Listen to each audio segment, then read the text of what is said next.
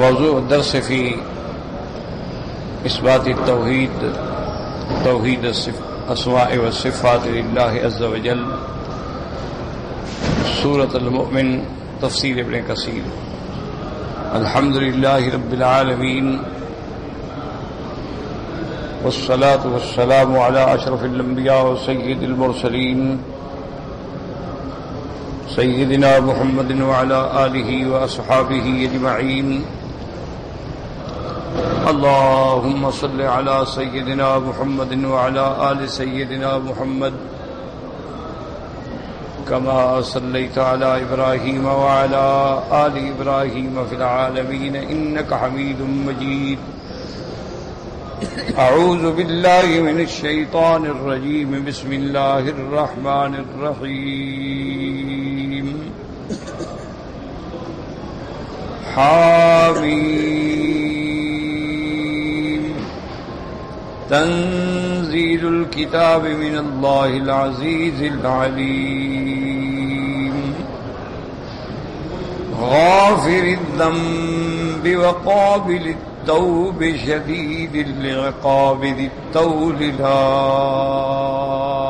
إله إلا هو لا إله إلا هو إليه المصير. ما يجادل في آيات الله إلا الذين كفروا فلا يغررك تقلبهم في البلاد. كذبت قبلهم قوم نوح والأحزاب من بعدهم وهمت كل أمة برسولهم ليأخذوه وجادلوا بالباطل ليدحضوا به الحق فأخذتهم فكيف كان عقاب. وكذلك حقت كلمة ربك على الذين كفروا أنهم أصحاب النار. یہ سورت مبارک جو ہے اس کے دو نام ہیں. اس کا ایک نام سورت مؤمن ہے اور ایک نام سورت غافر ہے. اور یہ بھی اصول ہے کہ سورتوں کے نام جو ہیں وہ قرآن پاک میں سے ہوتے ہیں. اب سورت مومن ہے تو قرآن میں اسی صورت میں لفظ آئے گا وقال رجل مؤمن من آل فرعون. اسی طرح اس کا نام جو ہے وہ غافر ہے تو وہ بھی قرآن پاک میں ذکر ہے کہ غافر الذنب وقابل التوب. تو ہمیشہ جو سورتوں کا نام ہوتا ہے جیسے سورت البقرہ تو اس میں قصہ بقرہ ہے. اسی طرح سورت آل عمران تو قصہ آل عمران ہے. اسی طرح سورت النساء تو تمام جتنی ہی قرآن مقدس میں صورتیں ہیں ان کے نام مبارک بھی انہی کی آیات میں سے ہوتے. یعنی وہ نام صحابہ نے نہیں رکھے، وہ نام سرکار دو عالم نے اللہ کی طرف سے.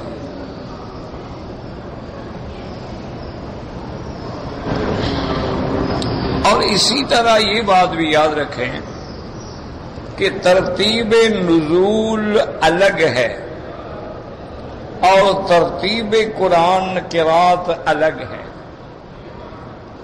ترتیب نزول میں سب سے اول ما نزل جو حضور صلی اللہ علیہ وسلم پہ نازل ہوا وہ اقرأ باسم ربک الذی خلق، وہ 5 آیت. پھر اس کے بعد سورۃ المزمل ہے، سورۃ المدثر ہے، وہ ترتیب نزول ہے. لیکن پڑھنے میں جو ترتیب ہے تو پہلے سورۃ البقرہ ہے، پھر آل عمران ہے، پھر سورۃ النساء ہے، پھر مائدہ ہے، انعام ہے، انفال ہے، سورۃ توبہ، یعنی اس طرح.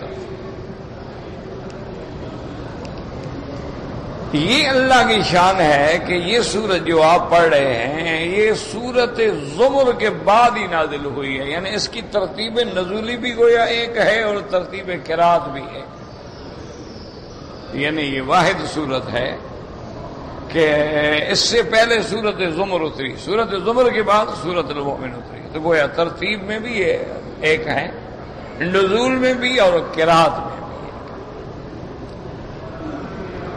تو یہ سورت مبارکہ جو ہے اس میں جو اہم مضامین ہیں، علماء کرام رحمہ اللہ تعالی علیہم فرماتے ہیں کہ ایک تو مسئلہ توحید ہے، اور ایک رد مجادلین ہے، حضور سے جھگڑنے والے، اور تیسرا مضمون جو ہے وہ ہے تسلی لقلب رسول اللہ صلی اللہ علیہ وسلم، حضور کے لیے تسلی۔ اب حضور صلی اللہ علیہ وسلم سے جھگڑنے والے جو تھے ان کے دو طریقے تھے۔ ایک طریقہ تو ان کا یہ تھا کہ بھئی جب اللہ کے قرآن کی کوئی آیت سنتے اس کا استہزاء کرتے، مخول کرتے، اعتراض کرتے، جیسے قرآن کا ذکر آیا شجرۃ الزقوم کہ جہنم میں ایک درخت ہوگا، اور وہ جہنم کا درخت جو ہے وہ کافروں کی اور مشرکوں کی اور جہنمیوں کی غذا ہوگا۔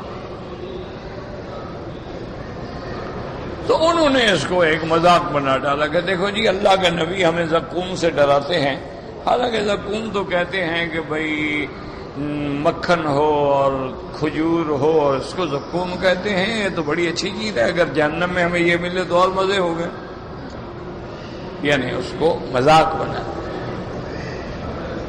حتیٰ کہ ابی جہل لعنہ اللہ تعالی فرعون هذه الامہ، اس نے تو باقاعدہ ایک طریقہ بنا رکھا تھا کہ جب کوئی مہمان آتے تو اپنی باندی کو، اپنی جاریہ کو، نکرانی کو حکم دیتا زقوینی کہ بھی وہ زقوم لے آؤ، تو وہ جناب مکھن اور اس کے بعد شہد اور کھجور اور یہ چیزیں ناشتے میں لے آتی، کہتا یہ زقوم ہے، اللہ کے نبی ہمیں ڈراتے ہیں کہ وہاں زقوم ہوگا۔ تو ایک یہ مجادلہ، ایک اسی طرح وہی مجادلہ تھا، وہ کہتے تھے دیکھو جی اللہ تبارک و تعالیٰ کے نبی فرماتے ہیں کہ وہ شجرہ جو ہے انہا تخرج من نصل الجحیم، وہ جہنم کے درمیان میں وہ درخت ہوگا۔ وہ کہتے جناب دیکھو درختوں کو آگ جلا دیتی ہے، بڑے سے بڑے آپ درخت لے آئیں آگ میں ڈالیں وہ جل جائیں گے، راکھ ہو جائیں گے، تو جہنم کی آگ اور ایسی آگ اور پھر اس کے اندر درخت ہوگا، دیکھو کیسی بات ہے۔ تو اس طرح یہ بھی ایک مجادلہ ہے، جدال ہے کہ باتوں کا مذاق اڑانا، اللہ کے احکام پہ، قرآن پہ ایمان نہ لے آنا اور بلکہ اس کے بارے میں عجیب عجیب باتیں گھڑنا، یہ بھی ایک مجادلہ۔ اسی طرح جب اللہ کے پیغمبر نے فرمایا کہ جہنم پر جو داروغہ ہیں ان کی تعداد 19 ہے، اچھا 19 آدمی ہیں کل، بھائی 19 آدمی کا کیا ہوتا ہے؟ کلّا کہنے لگا ابھی 10 کو تو میں اکیلا کافی ہوں، باقی 9 کو تم پکڑ لینا، بس ان کو پکڑ لیں گے وہ کیا کریں گے، ہم تو ہزاروں کی تعداد میں ہوں گے۔ تو یاد رکھو یہ مجادلہ، اور یہ اول یوم سے لے کر یعنی مشرکین مکہ سے لے کر آج تک یہی کام چلا رہا ہے، کافروں کا، مشرکوں کا، بے دینوں کا، منکرین قرآن، منکرین حدیث، دہریے، وہ بھی اسی طرح مذاق اڑا۔ اللہ تبارک و تعالیٰ کے قرآن میں تحریفات کرتے ہیں اور جدال کرتے ہیں۔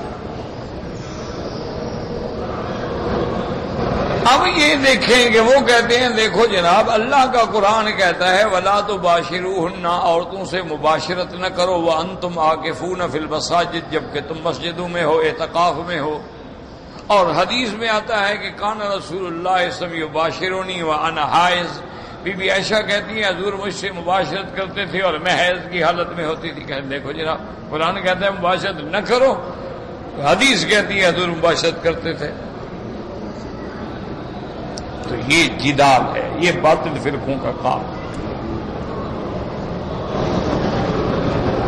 حالانکہ وہ بدبخت یہ نہیں سمجھتے کہ لفظ ایک ہوتا ہے، اس کے کئی معنی ہوتے ہیں، کئی معنوں میں استعمال ہوتا ہے. اب دیکھیں عین کا لفظ ہے، عربی میں مشہور ہے آنکھ، اسی لیے آپ جاتے ہیں ہسپتال میں قسم العیون، دکتور عیون،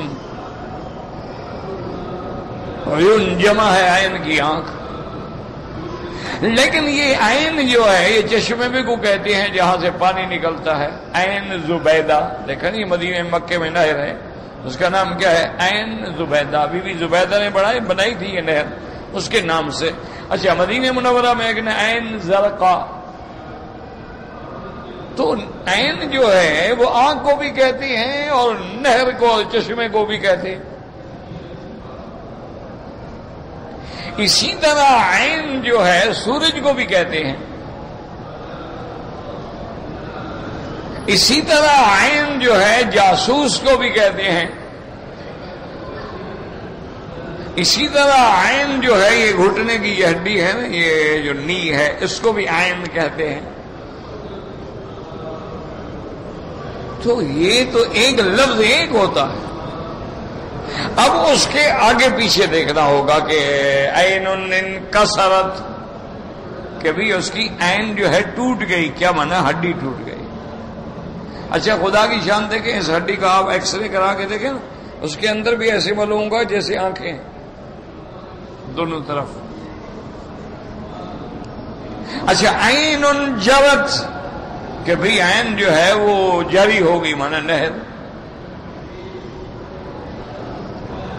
عین طلعت، کہ عین جو ہے وہ طلوع ہو گیا، مانا سورج. عین رأت، آنکھ وہاں مراد ہے دیکھا تو آنکھ. تو یہ تو آگے پیچھے دیکھنا ہوتا ہے.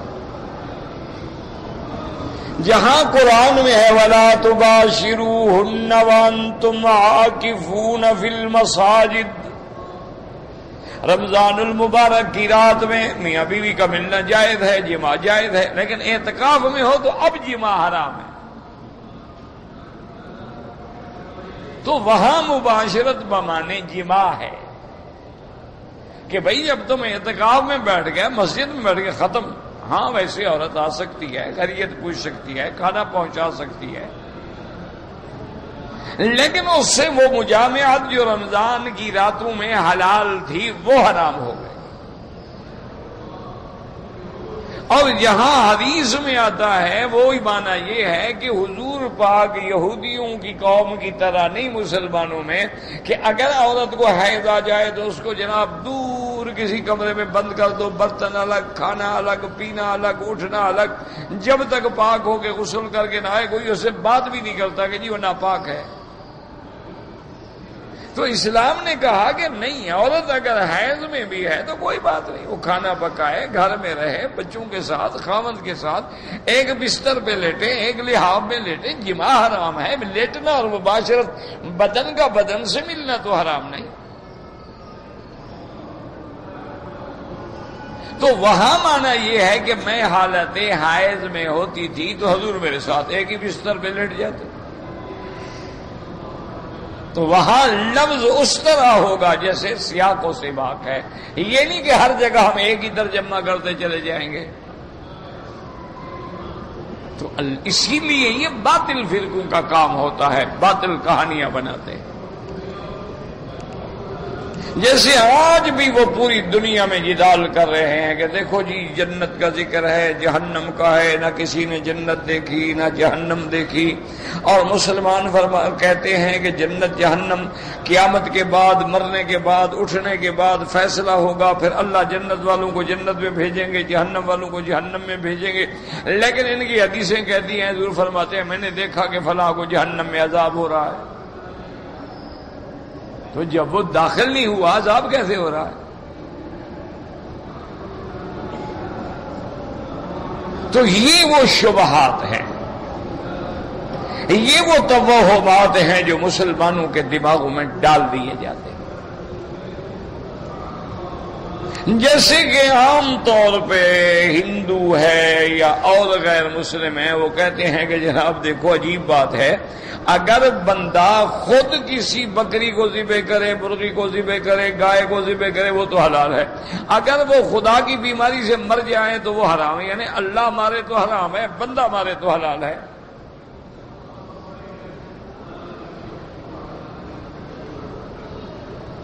اس طرح وہ کیڑا ڈالتے ہیں دماغوں میں۔ اچھا ایک عام بیچارہ جس کو دین سے قرآن سے واسطہ نہیں، وہ بھی پریشان ہو جاتا ہے، یار بات تو ٹھیک ہے، چونکہ موت حیات دینے والا اللہ ہے، تو جو مر گیا اس کو اللہ نے مارا، تو جب اللہ نے مارا وہ کیوں حرام ہو گیا؟ اگر ہم نے خود مارا تو یہ حلال ہو گیا۔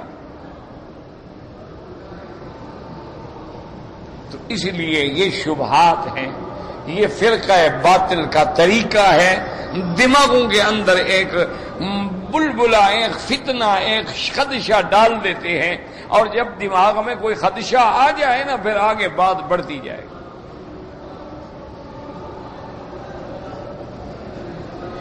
اب دیکھیں نا کہ بعض شیطان قسم کے لوگ ہوتے ہیں، عورتیں ہوتی ہیں، مرد ہوتی ہیں، وہ کسی کے گھر کو برباد کرنا چاہیں تو وہ جناب بڑے آرام سے آئے گا اور ملے گا اور کہے گا یار ہم ہمسائے ہیں، تم ہمارے بھائی ہو، ایک بات ہے میں کہنا تو چاہتا ہوں لیکن یار میں نہیں کہتا، پتہ نہیں تم برا سمجھو اچھا سمجھو، اور اس کو بھرے گا۔ وہ کہے گا نہیں یار بتا دو، کوئی بن گا نہیں یار، پھر مجھے ڈر بھی لگتا ہے نا، میں خیر خواہی کروں اور تم مجھے اپنے دشمن بنا لو۔ جب اس کا ذہن آمادہ ہو جائے گا وہ کہے گا یار بھائی صاحب بات کہتے تو شرم آتی ہے، لیکن تم جب باہر چلے جاتے ہو نا تو تمہاری بیوی جو ہے نا اوپر کھڑکی کھول کے کھڑی ہوتی ہے، میرے خیال میں سامنے والے مکان میں کوئی ہے جس کو دیکھتی ہے۔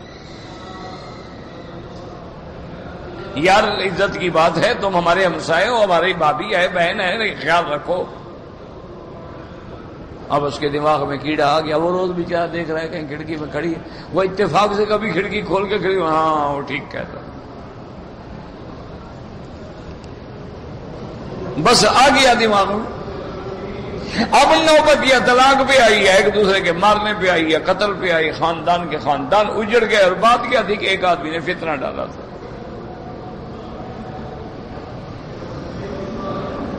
اور یہ کبھی کبھی غلط فہمی کی بنا پہ بھی ہو جاتا ہے، یاد رکھو، اسی لیے قرآن نے ہمیں ہر ہدایت کی، یا ایھا الذین آمنوا ان جاءکم فاسق بنبأ فتبینوا ان تصیبوا قوما بجہالۃ فتصبحوا علی ما فعلتم نادمین۔ اللہ نے فرمایا میرا مدنی ایمان والوں کو فرما دیں، ایمان والو اگر کوئی فاسق کوئی خبر لے کر آئے پہلے تحقیق کرو، ایسا نہ ہو کہ بغیر تحقیق کے جہالت کی بنا پہ کسی قوم سے لڑ جاؤ اور پھر تمہیں شرمندگی ہو۔ اچھا بعض اوقات بڑے بڑے لوگوں سے بھی غلط فہمی ہو جاتی ہے۔ بنی المصطلق قبیلہ ہے، حارث ابن زرار اس کا سردار ہے، اور یہ وہ حارث ابن زرار ہے جس کی بیٹی بی بی میمونہ حضور کی بیوی بنی، بی بی میمونہ رضی اللہ تعالی عنہ۔ یہ مکہ سے جب آپ مدینہ جاتے ہیں نا تو جب مکے کے حدود سے آپ نکلتے ہیں، نوریہ سے نکلتے ہیں، تو بائیں ہاتھ پہ ایک چھوٹا سا احاطہ آتا ہے، وہی قبر مبارک ہے بی بی میمونہ کی۔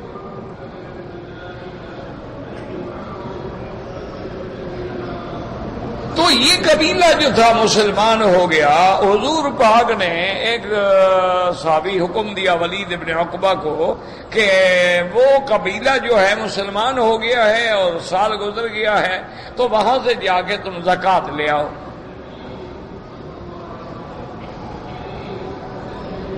ولید ابن عقبہ جو ہے اس کی اور بنی المصطلق کی جاہلیت کے زمانے میں اسلام سے پہلے آپس میں کچھ دشمنی تھی، پھر تو وہ مسلمان ہو گئے، دشمنی ختم ہو گئی، بات ختم، لیکن تھی تو صحیح۔ اب ولید ابن عقبہ جو ہے جناب وہ زکوٰۃ کی وصولی کے لیے آیا، ان کو پتہ چلا کہ حضور صلی اللہ علیہ وسلم کا ایک عامل صدقہ لینے کے لیے آ رہا ہے، تو جیسے قبائلیوں کا رواج ہوتا ہے وہ جناب سب ہتھیار لے کے اور سامان لے کے اور تیار ہو کے استقبال کے لیے نکلا ہے باہر کہ جب وہ آئے گا تو ہم استقبال کریں گے۔ اس نے جو دیکھا کہ سارے ہتھیار لگا کے آ رہے ہیں، انہوں نے بھگایا گھوڑا واپس لگا، مجھے مارنے کے لیے آ رہے ہیں۔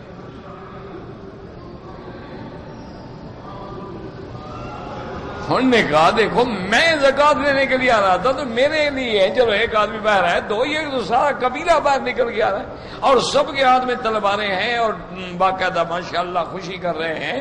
ان کو پتہ لگ گیا میری دشمنی تھی، آج اکیلا ہاتھ آ گیا، مجھے ٹکڑے ٹکڑے کر دیں گے۔ انہوں نے بھگایا گھوڑا واپس آیا۔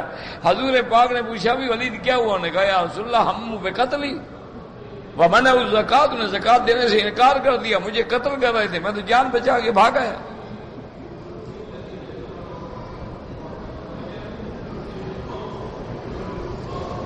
حضور صلی اللہ علیہ وسلم بھی غصے میں آئے، جلال میں۔ میں اچھا یہ لوگ اسلام ظاہر کرتے ہیں، ہم مسلمان ہو گئے، اور میں جب اپنا عامل صدقہ بھیجتا ہوں تو اس کو قتل کرتے ہیں۔ آپ نے فرمایا خالد بن الولید کو بلایا کہ فوراً اپنے جوان تیار کرو اور جاؤ ان کو پہ حملہ۔ خالد بن الولید کا حاضر یا رسول اللہ، آپ نے فرمایا دیکھو ایک بات کا خیال رکھنا کہ یک بارگی جا کے حملہ نہ کر دینا، تم ان کے قبیلے کے قریب کہیں اپنی فوج روک لو، پر تحقیق کرو وہ مسلمان ہیں یا اسلام چھوڑ گئے، زکات کا جو انکار کر گئے۔ اگر ان کی بستیوں میں اذان ہو رہی ہو، نماز ہو رہی ہو، پھر لڑائی نہ کرنا، پھر کوئی بات ہے۔ حضرت خالد بن ولید رضی اللہ تعالی عنہ ادھر روانہ ہوئے اور ان کو بھی پتہ لگا کہ بھی ہماری تو شکایت ہو گئی ہے۔ وہ جناب وفد لے کے حضور کی خدمت میں آ گئے۔ انہوں نے کہا یا رسول اللہ ہم تو اس کے استقبال کے لیے نکلے تھے، اللہ کے بندے کے،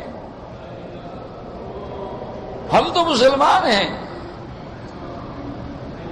اور اس کی وہ زمانے جاہلیت میں ہمارے ساتھ دشمنی وہ تو ہم بھول گئے، ہمیں تو یاد ہی نہیں ہے۔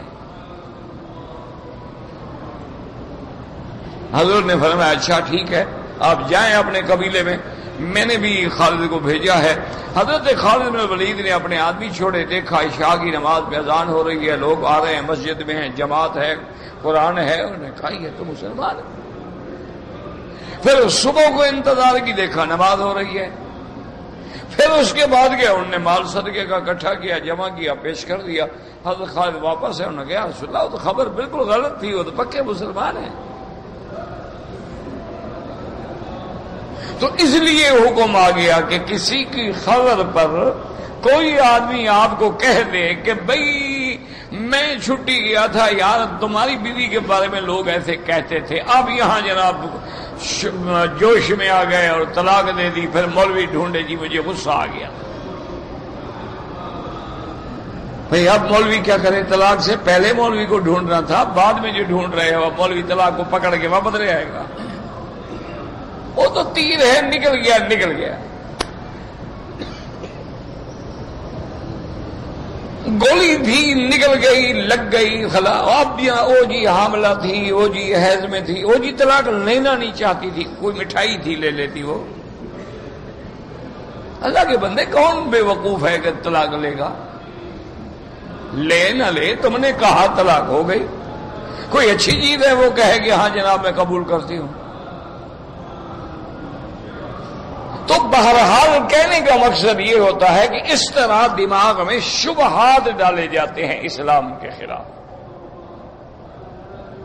حالانکہ وہ یہ نہیں سمجھتے ہیں، ان کو پتہ ہی نہیں ہے کہ کتنے عالم ہیں۔ عالم ارواح الگ ہے، عالم مثال الگ ہے، عالم دنیا الگ ہے، عالم برزخ الگ ہے، عالم آخرت الگ ہے۔ اب ایمان ہو، اسلام ہو، قرآن کے قریب آئے تو بات سمجھے نا کہ بھئی وہ تو ایک عالم مثال ہے جو اللہ نے اپنے نبی کو دکھلایا،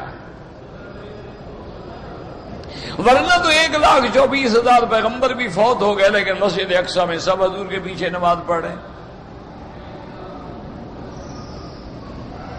تو ہر عالم کے احکام الگ ہوتے ہیں. اب جس کو مسئلہ آتا ہو وہ کہے گا ٹھیک ہے، مسئلہ ہی کوئی نہیں. اب دیکھیں نا جی کہ حدود حرم میں آپ نے نماز پڑھی ہے تو 1,00,000 ہو جائے گی، باہر نکل جاؤ 1 یا 1 کے 10. یعنی حدود حرم جو ہے، یعنی اندازہ کریں کہ حدود حرم مثلا مسجد عائشہ جو ہے حدود حرم سے تھوڑی سی باہر ہے. وہاں آپ جو نماز پڑھیں گے وہ 1 کا 1 ملے گا، 1 سے 10 ملیں گے. ذرا یعنی 100 قدم ادھر آ جائیں 1,00,000 ہو گیا.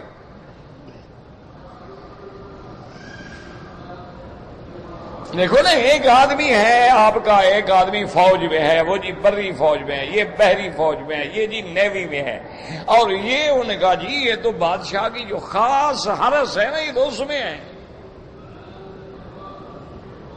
جو خاص محل پہ پہرا دینے والے ہیں.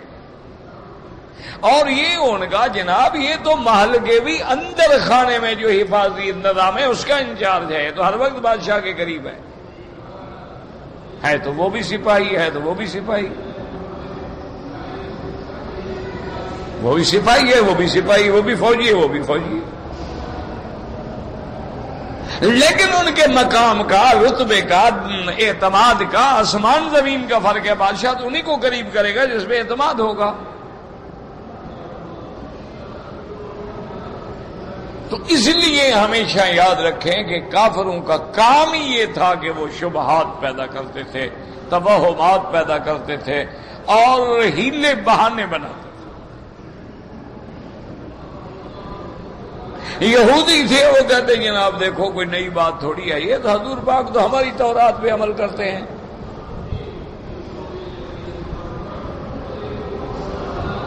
اللہ تبارک و تعالیٰ کے پیغمبر جو ہے، چلو بھی اگر تمہاری کتاب پہ عمل کرتے ہیں پھر تو تم جلدی سے کلمہ پڑھ لو نا،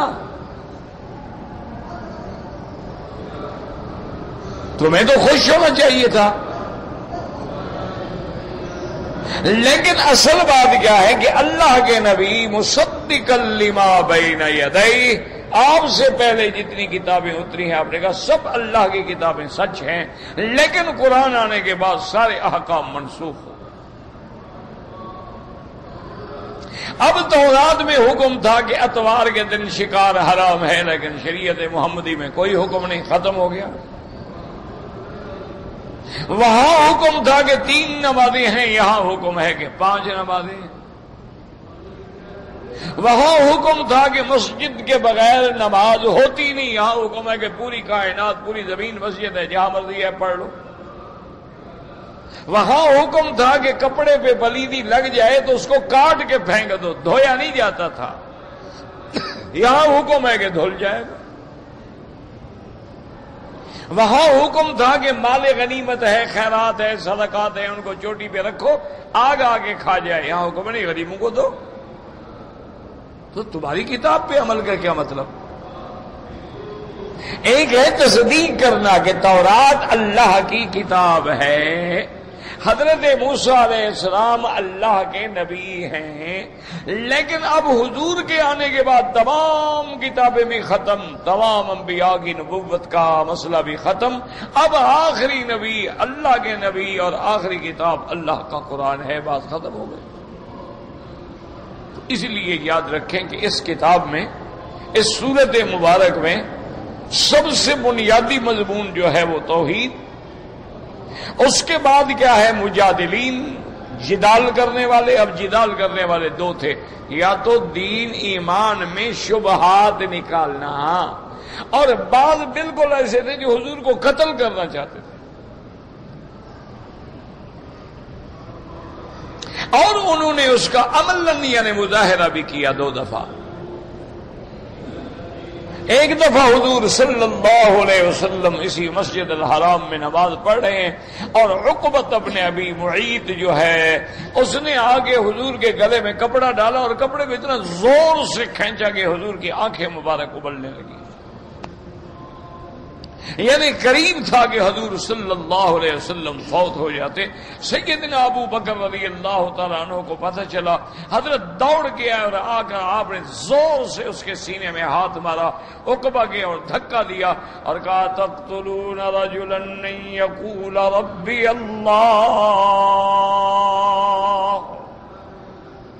حضرت صدیق کی آیت پڑھ رہے ہیں کہ ظالمو تم اس بندے کو اسی جرم میں قتل کر رہے ہو، کہتا ہے خدا ایک ہے،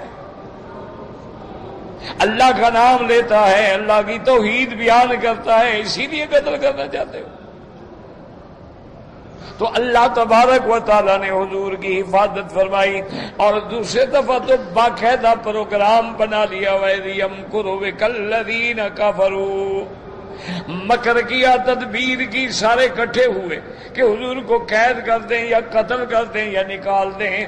آخر قتل پہ متفق ہوئے. 60 قبیلہ اکٹھا ہوا، سردار اکٹھے ہوئے، سب نے جوان دیے، حضور کے گھر پہ پہرا لگا دیا کہ حضور جب باہر نکلے تو قتل کر دیں. اللہ فرماتے ہیں یمکرون ویمکر اللہ واللہ خیر الماکرین. اللہ نے فرمایا یہ تدبیریں کرتے ہیں لیکن اللہ تدبیر کرنے والا سب سے بہتر ہے. اللہ نے اپنے پیغمبر کو خبر دے دی کہ میرے مدنی آپ ہجرت کریں، اب آپ مکہ چھوڑ دیں اور آپ ہجرت کر کے تشریف لے جائیں. تو یہ بھی جدال کی آخری حد ہے کہ انسان قتل پہ آ جائے. تو اس لیے یہاں پر اس صورت میں دونوں کے ذکر آئیں گے، مجادلین کے بارے میں، مشرکین کے بارے میں، اعداء دین کے بارے میں ذکر آئے گا. اور پھر آخر میں اللہ تبارک و تعالیٰ نے حضور کی تسلی بیان کر دی ہے. اللہ نے فرمایا میرا مدنی تیری قوم کا اور تیرا حال ایسے ہے جیسے فرعون اور موسیٰ علیہ السلام کے حالات تھے. فرعون کو بھی اپنی طاقت پہ، اپنے اقتدار پہ، اپنی قوت پہ ناز تھا، لیکن دیکھ لیں کہ پھر ہم نے کیسا انجام کیا، کیسے سزا دی کہ فرعون کو مقام عبرت بنا ڈالا. ہم نے اس کو اور اس کے لشکر کو غرق کر دیا اور اس کی لاش کو باہر پھینک دیا، جو قیامت تک دیکھنے والوں کے لیے عبرت ہوگی.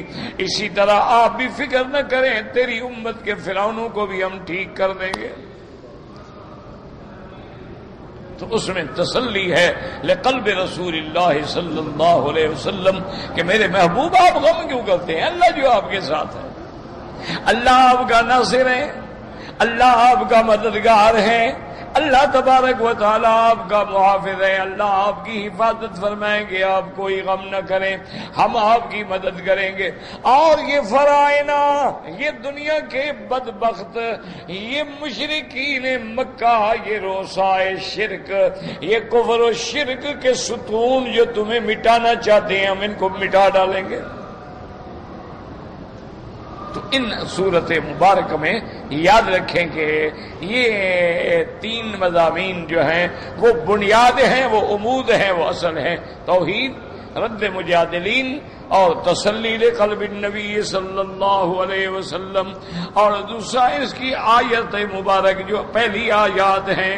اگر ایک بندہ، ایک حدیث میں آتا ہے کہ آیت الکرسی اور یہ 3 آیات صبح کو پڑھ لیں تو شام تک اور شام کو پڑھ لیں تو صبح تک اللہ ہر بلا سے محفوظ فرما دیں گے، حفاظت فرمائیں گے. لیکن شرط ہے کہ یقین بھی تو ہو نا. اور اسی طرح علماء نے لکھا ہے کہ یہ سورت مبارک جو ہے اس کا ایک بڑا عظیم واقعہ ہے. سیدنا فاروق اعظم رضی اللہ تعالیٰ عنہ امیر المؤمنین عمر بن الخطاب ثانی الخلفاء وزیر النبی المصطفیٰ رضی اللہ تعالیٰ عنہ کی خدمت میں شام کے علاقے سے ایک بہت بڑا کوئی سردار تھا جو کبھی کبھی آتا تھا ملنے کے لیے. تو کافی عرصہ گزر گیا اور وہ بندہ نہ آیا. تو حضرت کو فکر ہوئی. حضرت امیر المومنین نے فرمایا کہ بھئی وہ ایک بندہ آتا تھا اور پتہ نہیں اب بہت عرصہ ہو گیا وہ نہیں آیا ہے، اس کا کوئی پتہ تو کرو. ایک آدمی نے کہا حضرت مجھے پتہ ہے. وہ غریب جو ہے نشے میں مبتلا ہو گیا ہے، شراب میں مبتلا ہو گیا ہے، اب وہ 24 گھنٹے بیچارہ اسی نشے کے عذاب میں پڑا۔ یہ ایسی بلائیں ہیں نا، اللہ نے ایسے تو نہیں حرام کیا نا۔ اگر خالق کسی چیز کو حرام کرتا ہے تو وہ جانتا ہے کہ میری بندوں کا نقصان ہے اس میں۔ دیکھو نا، اللہ نے کہا خنزیر حرام ہے، کتا حرام ہے، شراب حرام ہے، کیوں؟ جانتا ہے کہ جو لوگ اس بدبخت ام الخبائث میں مبتلا ہوتے ہیں پھر وہ سارے جرائم کا ارتکاب کرتے ہیں۔ ابتدا تو معمولی بات ہے نا، یہ ایک جام ہی پینا ہے نا، لیکن جب نشہ ہو جاتا ہے پھر ہر جرم ہوتا ہے۔ ام الخبائث یعنی تمام خباثتوں کی ماں ہے یہ۔ کیوں؟ پھر شراب ہے تو شواب بھی چاہیے، کباب بھی چاہیے، اس کے لیے پھر پیسہ بھی چاہیے۔ افسر ہے، رشوت لے گا یا چوری کرے گا، ڈاکہ مارے گا۔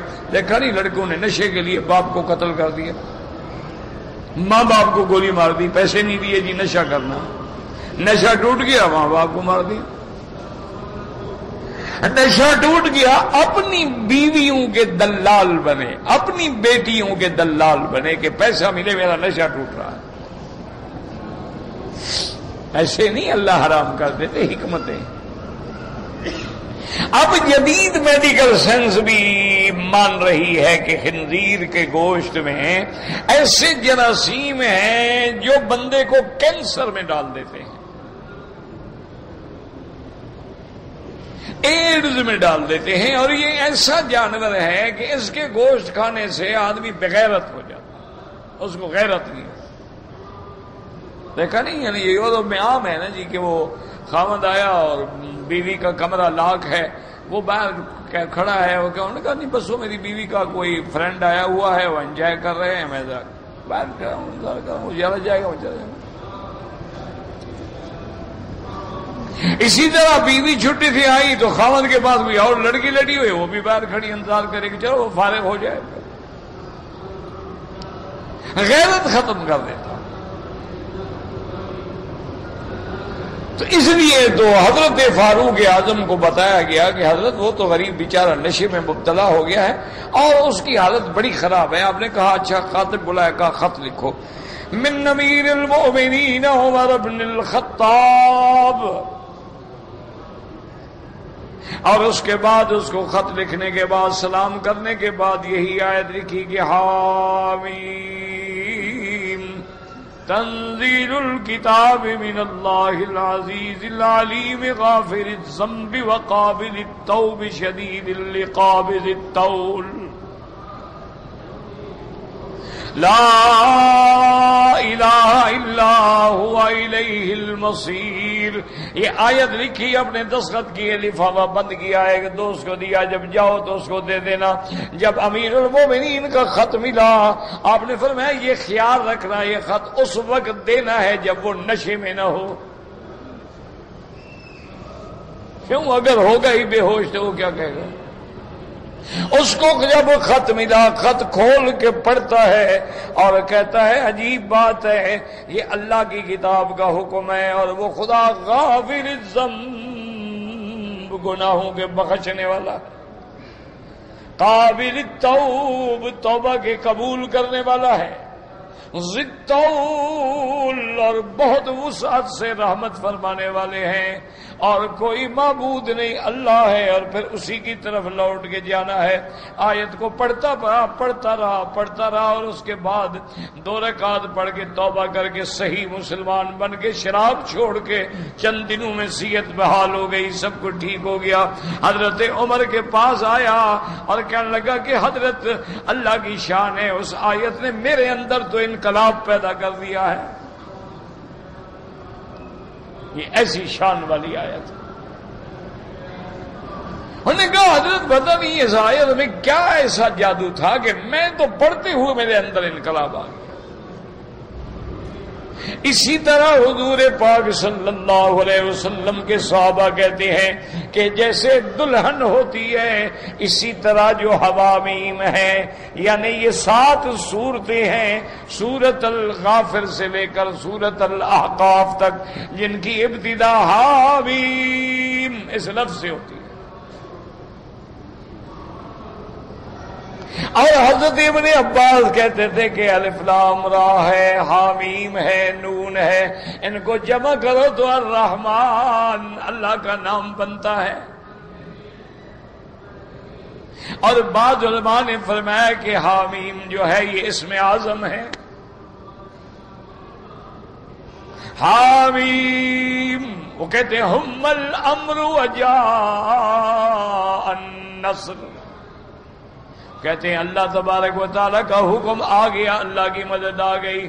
اس لیے حضور نے فرمایا صحابہ کو کہ جب دشمنوں سے جنگ کرو تو یہ پڑھا کرو حامیم لا ینصرون، تو تمہارا دشمن کبھی تم پہ غلبہ نہیں حاصل کر سکے گا۔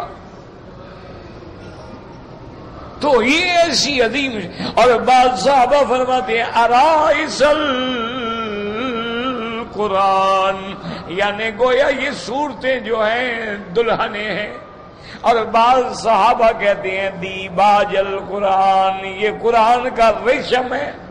اور ابن عباس فرماتے ہیں یہ مغز ہے قرآن کا۔ اور حضرت عبداللہ ابن مسعود فرماتے ہیں جب میں قرآن پڑھتے پڑھتے ان صورتوں میں پہنچتا ہوں تو میں انتہائی خوش ہو جاتا ہوں۔ اس لیے اللہ تبارک و تعالیٰ فرماتے ہیں حامیم۔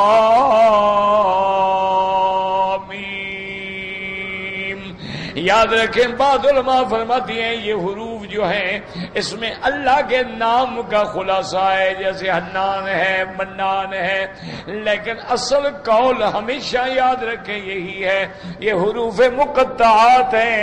کہیں فرماتے ہیں حامیم اور کہیں فرمایا حامیم عین سین قاف اور کہیں فرماتے ہیں الف لام میم۔ یہ حروف مقطعات ہیں اور ان کے معنی جو ہیں، ان کی حکمتیں جو ہیں اللہ اعلم بمرادہ، اللہ جانتے ہیں۔ بعض علماء فرماتے ہیں کہ اللہ نے ان کا علم اپنے نبی کو تو دے دیا تھا لیکن آگے ان کو کھولنے کا حکم نہیں تھا، اور بعض فرماتے ہیں کسی کو اللہ نے علم نہیں دیا تاکہ کچھ تو ایسا غیب بھی ہو کہ جس کا علم کسی کو نہ ہو، تاکہ ایمان بالغیب ہو جائے۔ جیسے اللہ کو کسی نے نہیں دیکھا ہے، اسی طرح روح کو کسی نے نہیں دیکھا ہے، اسی طرح قرآن پاک میں ہر چیز اللہ نے بیان کر دی ہے، لیکن کچھ حروف مقطعات رکھ دیے گئے ہیں کہ جس کا معنی، جس کا مفہوم اور جس کی حکمت جو ہے وہ اللہ تبارک و تعالی جانتے ہیں۔ حامیم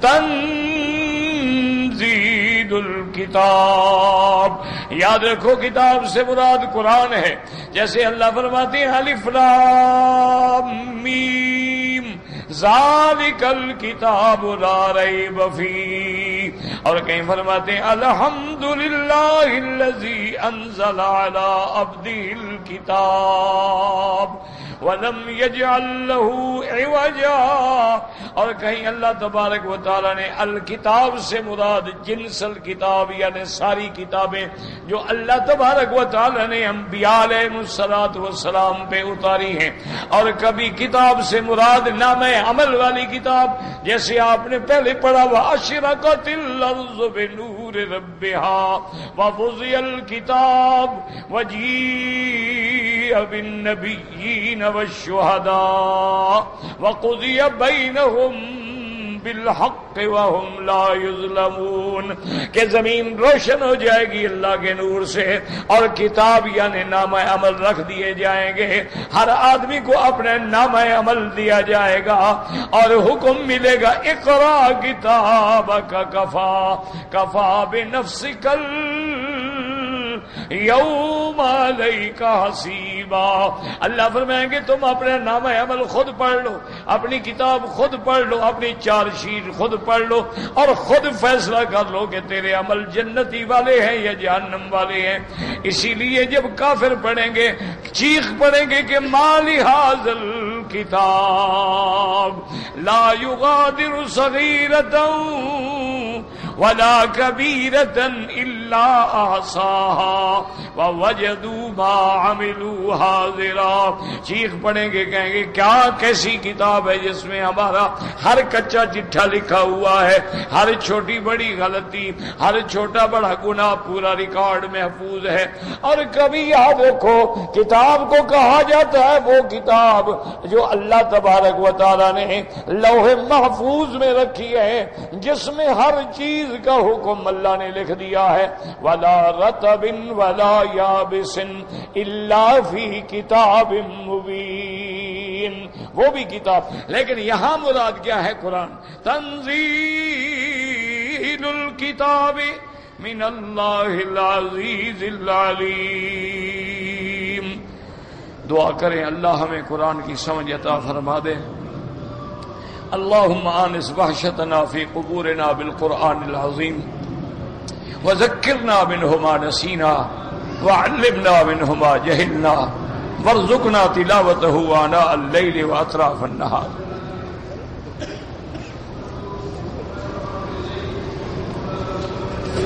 اللہ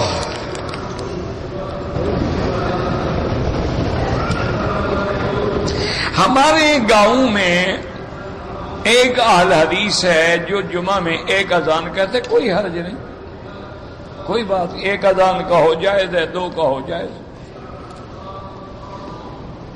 پہلے اصل میں بات یہ تھی کہ مشکل یہ ہوتی ہے، یہ چھوٹی چھوٹی باتیں ہیں، دعا کرو اللہ ان کو اتفاق دے، مل بیٹھ کے مسئلہ حل کریں.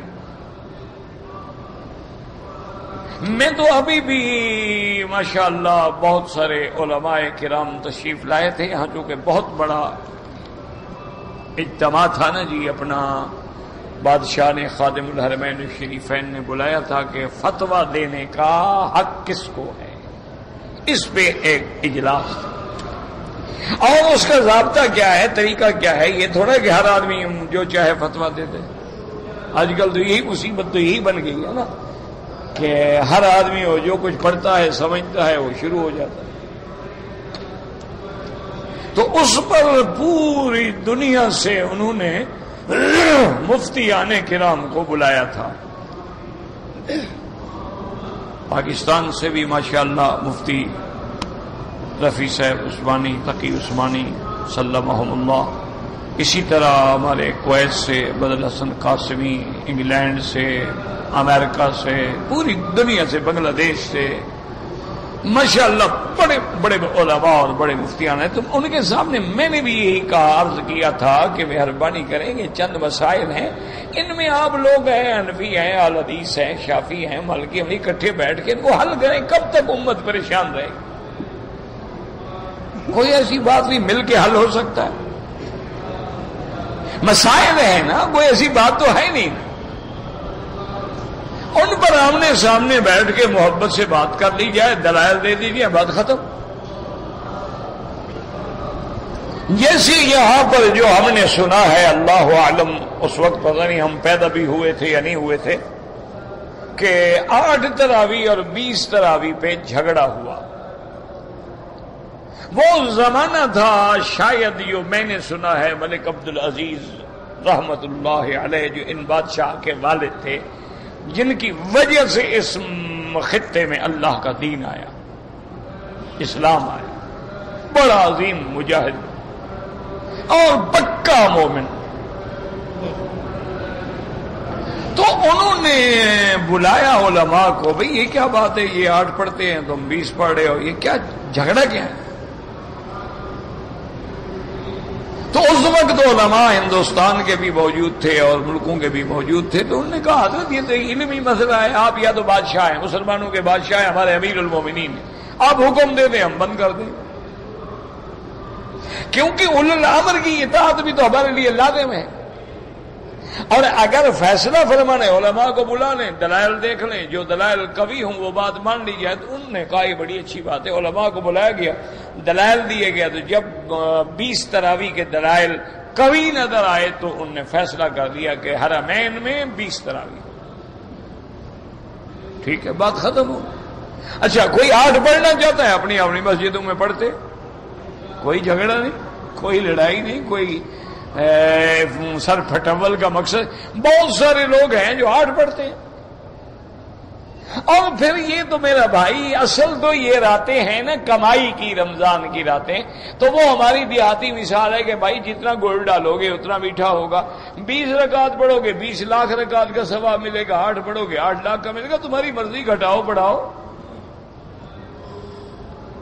اللہ کے نبی کا خلاصہ یہ ہے کہ دن روزے میں گزرے، رات قیام میں گزرے۔ من صام رمضان ایمانا و احتسابا قام رمضان ایمانا و احتسابا۔ اچھا، 8 بھی 13 بھی 20 بھی، جو 20 پڑھے گا تو سارے حدیثوں پہ عمل ہو گیا۔ دیکھو نا، 8 پہ بھی عمل ہو گیا، 13 پہ بھی ہو گیا، 20 پہ بھی۔ اچھا، جیسے صرف 8 پڑھی، 13 والی حدیث بھی رہ گئی، 20 والی بھی رہ گئی، تو یہ کوئی جھگڑا تو ہے نہیں۔ تو میں نے بھی ان علماء سے درخواست کی تھی کہ کچھ مسائل ہیں، حج کے معاملات میں مسائل ہیں، نکاح و طلاق کے بارے میں مسائل ہیں، تو مہربانی کریں، آپ لوگ مفتی ہیں، بڑے بڑے علماء ہیں، اللہ نے علم دیا ہے، فضل دیا ہے، تو کٹھے بیٹھ کے ان مسائل کو حل کرو۔ حضور کی امت کو اس وقت اتحاد کی ضرورت ہے، لڑانے کی ضرورت نہیں ہے۔ انہوں نے کہا بڑی اچھی بات ہے، لیکن آپ ایسا کریں کہ آپ لکھ کر ان مسائل کے بارے میں لکھ کے ہمیں بتائیں کہ کون سا مسئلہ، کون سا مسئلہ، کون سا مسئلہ، اور پھر سب کو آپ اپنا خط بھیجیں، ہم سب پھر آپ کو جواب بھیجیں گے، اس کے بعد پھر آپ ایک اجلاس بلا لیں، اکٹھے بیٹھ کے فیصلہ ہو جائے گا۔ لیکن بڑی اچھی بات۔ تو اللہ پاک سے دعا کریں، اللہ تبارک و تعالی اہل علم کو اور اہل حق کو ملنے کی توفیق دے، نہ کہ لڑنے کی۔ تو ایک اذان یاد رکھیں، حضور کے زمانے میں تھی ہی ایک اذان، بعد میں جب وسعت آ گئی، ہم لوگ بڑھ گئے، مسجدیں بڑھ گئیں، جمعہ کی حاضری بڑھ گئی، دور دور سے لوگ آنے لگے، تو پھر صحابہ کے زمانے میں فیصلہ ہوا کہ بھئی ایک اذان ہو، اس لیے کہ لوگ استعداد میں آ جائیں کہ بھی تیار ہو جاؤ، جمعہ کا وقت قریب آ گیا۔ اور دوسری اذان ہو کہ بھئی اب وقت ہو گیا اذان کا ہو۔ تو جو عمل خلفاء راشدین کے زمانے میں ہو جائے اور صحابہ اس پہ اکٹھے ہو، کوئی اعتراض ہی نہ ہو، وہ بھی سنت محمد مصطفیٰ ہے۔ تو اس لیے یہ کوئی جھگڑے کی بات نہیں، وہ ایک اذان کہتے ہیں، کوئی حرج نہیں، ایک کہتے ہیں۔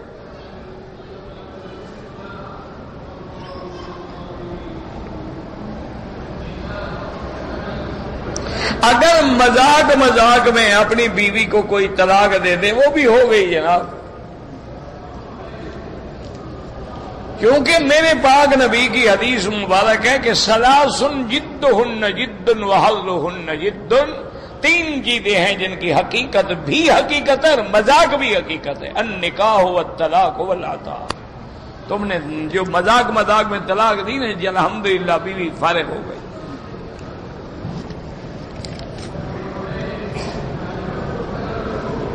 ایک آدمی مجھے زکوٰۃ کے پیسے دینا چاہتے ہیں، میں لے لوں یا نہ لوں؟ غریب ہو تو لے لو، غریب نہیں ہو تو بتا دو کہ میں مستحق نہیں ہوں، کسی غریب کو دو۔ یہ کوئی مشورے کی بات ہے؟ یہ تو سیدھی بات ہے کہ انما الصدقات للفقراء، زکوٰۃ ہے غریبوں کے لیے، تم غریب ہو لے لو، کوئی عیب نہیں۔ اور اگر تم غریب نہیں ہو تو بتا دو اس کو کہ بھائی میں زکوٰۃ کا مستحق نہیں ہوں۔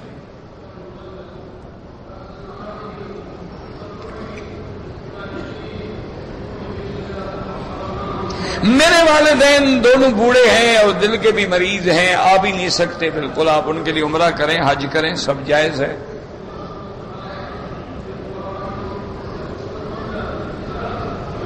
میں نے اپنے والد کی قبر کچی رکھی ہے، باقی ہمارے خاندان کے لوگ پکی بناتے ہیں۔ آپ نے سنت پہ عمل کیا ہے، انہوں نے حضور کے حکم کی مخالفت کی۔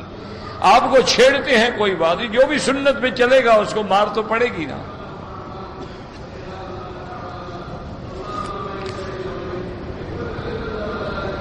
صفا مروہ دوڑ رہے ہیں، نماز کا وقت ہو جائے کھڑے ہو کے نماز پڑھ لو، جب نماز سے فارغ ہو جاؤ پھر صفا پوری کر لو، کوئی مسئلہ نہیں۔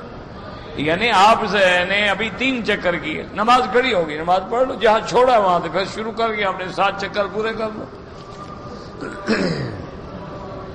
وسیلے سے دعا نہیں ہوتی، جب بھی دعا مانگو اللہ سے براہ راست مانگو۔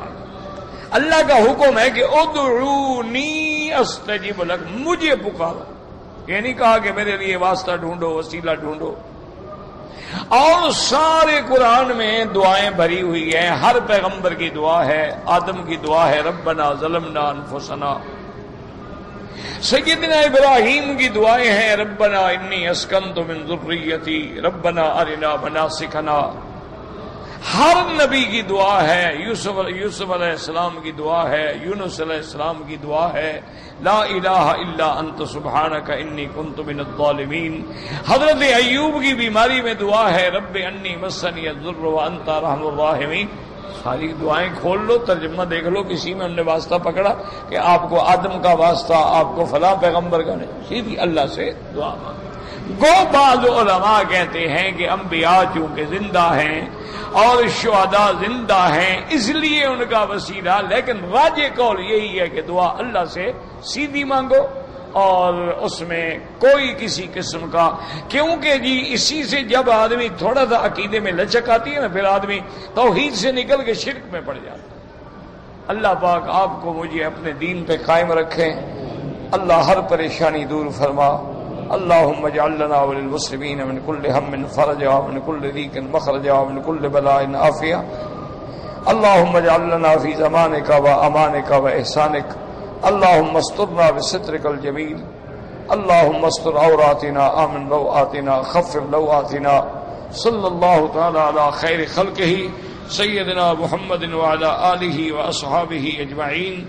اللہم صل علی سیدنا محمد وعلی آل سیدنا محمد